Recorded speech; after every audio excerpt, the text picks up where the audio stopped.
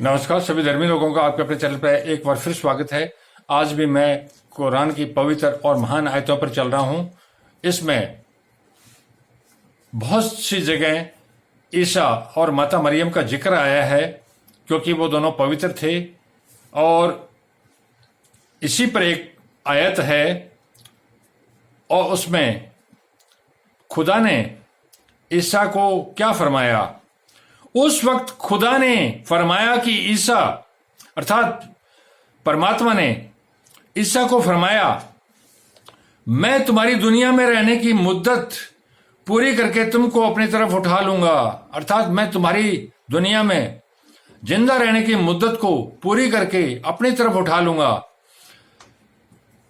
मैं आप लोगों को बता दूं कि दुनिया का जो हाकिम है वो शैतान है और परमात्मा इस चीज को जानते हैं क्योंकि स्वर्ग से शैतान को धरती पर धकेला गया था और शैतान ने परमात्मा के सामने कबूल किया था कि मैं धरती के लोगों को गुमराह करता रहूंगा, अर्थात पाप मार्ग में डालता रहूंगा।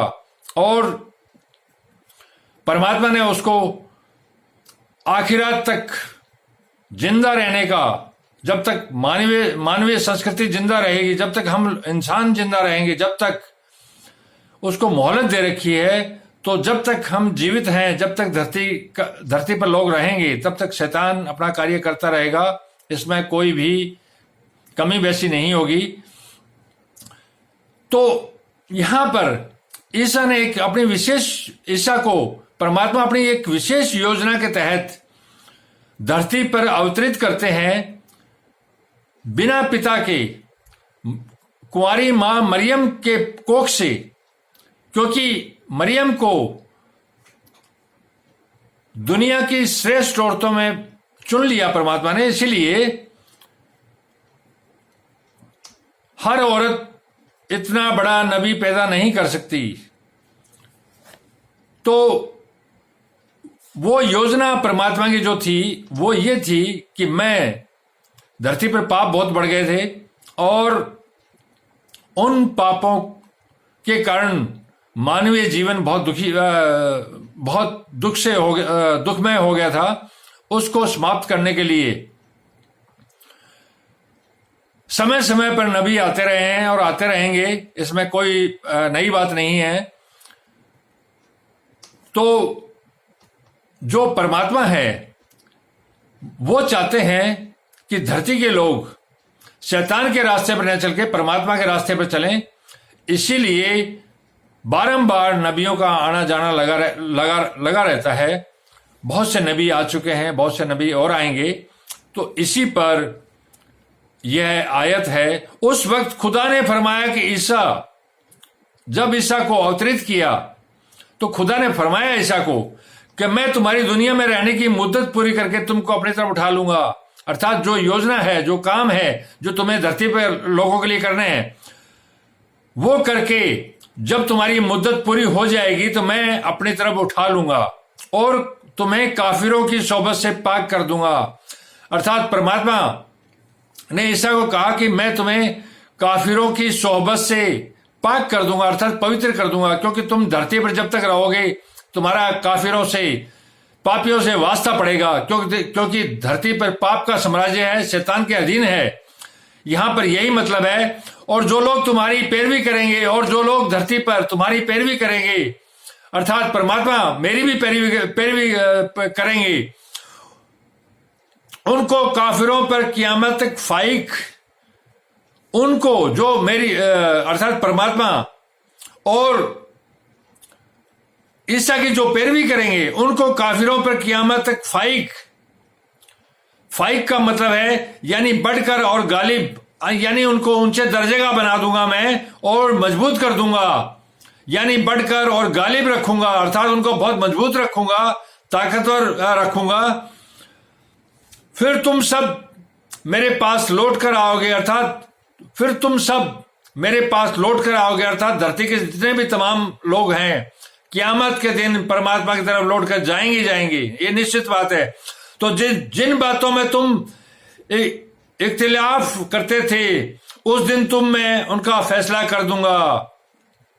तो जिन बातों में तुम धरती पर एक दूसरे का विरोध करते थे उसका मैं फैसला आखिरात पर कर दूंगा। यानी जो काफिर हुए, अर्थात यानी जो काफिर हुए, जो पापी हुए, उनको दुनिया और आखिरात, उनको दुनिया के अंदर भी जब तक वो जीवित रहेंगे और आखिरात दोनों में सख्त अजाब दूंगा, अर्थात उनका बुरे काम का बुरा बदला दूंगा, चाहे वो धरती पर हो और आखिरात में हो। उनको दोजख की अग्नि, हुतमा की आग और हाविया की आग, और उनका कोई मददगार नहीं होगा। इन काफिरों का जो पाप कर रहे हैं इनका कोई मददगार भी नहीं होगा। और जो ईमान लाए, अर्थात जो ईमान लाए, नबियों के कहने पर चले, जो परमात्मा पर भरोसा लाए, आखिरात पर जिन्होंने विश्वास किया, जो ईमान लाए और नेक अमल करते रहे, अर्थात पवित्र कार्य करते रहे, उनको खुदा पूरा पूरा बदला देगा।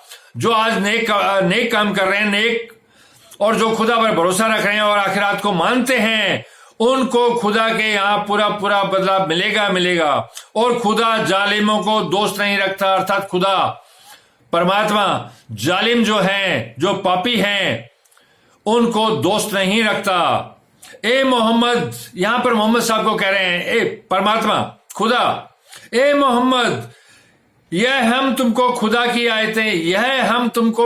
आयतें और हिकमत भरी नसीहतें पढ़ कर सुनाते हैं। मैं आप लोगों को बता दूं, मोहम्मद साहब अनपढ़ आदमी थे। इनके पास जो ज्ञान आया परमात्मा ने स्वयं फरिश्तों द्वारा भेजा था, जो इन पर नाजिल हुआ था। यह पैगंबर मोहम्मद ने स्वीकार भी किया है। पैगंबर मोहम्मद ने कभी झूठ नहीं बोला। जो परमात्मा ने उनको ज्ञान दिया उसी तरह से उन्होंने पूरी दुनिया के लोगों को वितरित कर दिया, क्योंकि पूरी दुनिया के लिए यह ज्ञान था। और यही कुरान है। कुरान कोई एक विशेष समुदाय के लिए नहीं है, यह है परमात्मा और उसकी तौहीद का पवित्र ज्ञान है, जो एक परमात्मा की ओर ले जा रहा है, जो पूरी दुनिया पर लागू होता है। कोई माने या न माने वो आपकी मर्जी है। पढ़कर सुनाते हैं। और ईसा का हाल यहां पर मोहम्मद साहब को खुदा बता रहे हैं, और ईसा का हाल खुदा के नजदीक आदम का सा है। अर्थात जिस तरह से मैंने सबसे पहले आदम और हवा, शिव और पार्वती जो बनाए, उनका जो हाल है, उनका जो कद है, उनकी जो इज्जत है मेरे नजदीक, अर्थात परमात्मा के नजदीक, वही ईसा का हाल है। अर्थात ईसा भी उतना ही पवित्र है कि उसने पहले मिट्टी से उनका काबिल बनाया। पहले मिट्टी से, खनखनाती मिट्टी से परमात्मा ने काबिल का मतलब एक पुतला बनाया। फिर फरमाया कि इंसान हो जा। फिर उस पुतले को फरमाया कि तू इंसान हो जा, तो वह इंसान हो गए। इस तरह का हाल ईसा का है। इस तरह का हाल शिव और शक्ति का भी है, और इस तरह का हाल मोहम्मद साहब का भी है। इस तरह का हाल श्री कृष्ण का भी है। फिर फरमाया कि इंसान हो जा, तो वह इंसान हो गए। यह बात तुम्हारे परवरदिगार की तरफ से हक है, अर्थात तुम्हारे परवरदिगार परमात्मा की तरफ से तुम पर हक है कि तुम इसको मानो। सो तुम हरगिज शक करने वालों में न होना, अर्थात ए पैगंबर, तुम हरगिज शक करने वालों में न होना। जो शक करते हैं कि परमात्मा है या नहीं है, उन लोगों में तुम न होना, क्योंकि मैंने तुम्हें पवित्र रूप में पवित्र काम के लिए बनाया है। फिर अगर ये लोग ईसा के बारे में तुमसे झगड़ा करें, यहां पर खुदा अपने पैगंबर मोहम्मद से बोल रहे हैं कि अगर तुम्हारे इलाके के लोग ईसा के बारे में तुमसे झगड़ा करें और तुमको हकीकत तो मालूम हो चली है, मैंने तुम्हें ईसा की हकीकत तुम्हें बता दी। यहां पर खुदा पैगंबर मोहम्मद को बोल रहे हैं कि मैंने तुम्हें ईसा की जो हकीकत है, जो हाल उनका है, मेरे बराबर आदम का सा है, वो मैंने तुम्हें बता दिया। और धरती के लोग जो काफिर हैं वो तुमसे इस बात को लेकर झगड़ा करेंगे, ईसा तो आदमी है, या एक सामान्य आदमी है, इस तरह की जो कोई बात करे तो उनका कहना कि आओ, तो उनको कहना कि आओ हम अपने बेटे और औरतों को बुलाएं, अर्थात हम अपने सभी बच्चों को और औरतों को बुला लें। तुम अपने बेटों और औरतों को बुलाओ और हम खुद भी आए, तुम खुद भी आओ, हम भी आए और तुम भी आओ और तुम्हारा परिवार भी आए। फिर दोनों फरीक खुदा से दुआ व इल्तिजा करें, अर्थात सारे मिलके खुदा से इल्तिजा और दुआ करें, प्रार्थना करें और झूठों पर खुदा की लानत भेजें, और जो झूठे हैं उन पर खुदा की लानत भेजें। ये तमाम बयानात सही हैं, अर्थात जो उपरोक्त मैंने बयानात बताए हैं ये परमात्मा ने स्वयं अपने मुख से पैगंबर मोहम्मद पर जाहिर किए हैं, बोले हैं।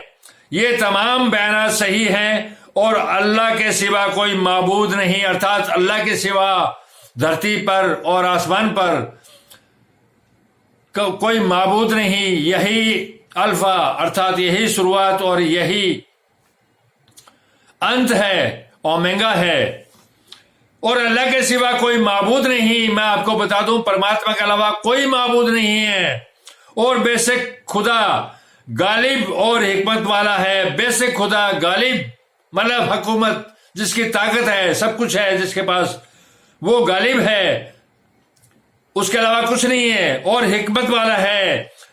तो अगर ये लोग फिर जाएं, तो जो ये काफिर हैं जो फिर जाएं, क्या परमात्मा को नहीं मानेंगे, ईसा को भी नहीं मानेंगे, और तुझे पैगंबर मोहम्मद तुझे भी नहीं मानेंगे, और अगर ये लोग फिर जाएं तो खुदा मुफीसदों, फसाद फैलाने वालों को खूब जानता है।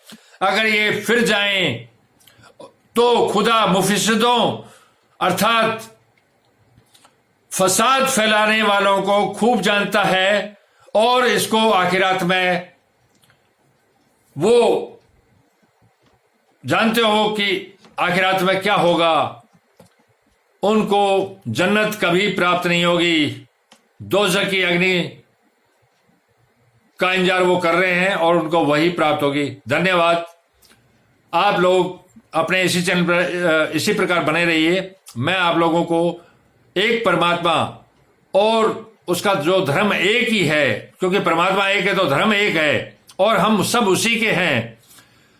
वो अलग अलग धर्म क्यों बनाएगा? जब सारी मानव जाति उसी की है तो वो रास्ता सबको एक बताएगा।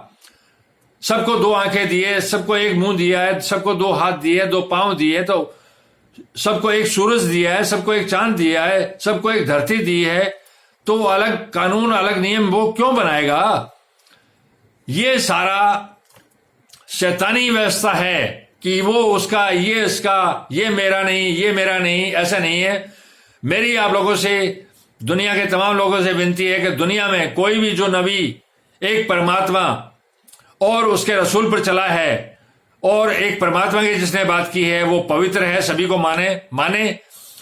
वो चाहे ईसा हो, चाहे मोहम्मद हो, चाहे श्री कृष्ण हो, चाहे गुरु नानक हो, चाहे गुरु गोविंद सिंह हो, चाहे कोई ग्रंथ हो, तौरात हो, इंजिल हो, बाइबल हो, कुरान हो, गीता हो, वेद हो, या अन्य कोई भी धर्म ग्रंथ, चाहे बौद्ध हो, चाहे जैन हो, चाहे गुरु ग्रंथ साहिब हो, ये सारे पवित्र हैं जो एक परमात्मा की ओर ले जा रहे हैं। इनमें कोई फर्क न करें, आपकी मर्जी है, आप किसी भी तरह से, चाहे मंदिर, मस्जिद, गुरुद्वारे, कहीं भी उसकी पूजा करें, लेकिन एक परमात्मा की करें, तभी आप सही रास्ते पर चल पाएंगे। धन्यवाद। आपका दिन मंगलमय हो। कल फिर मिलेंगे।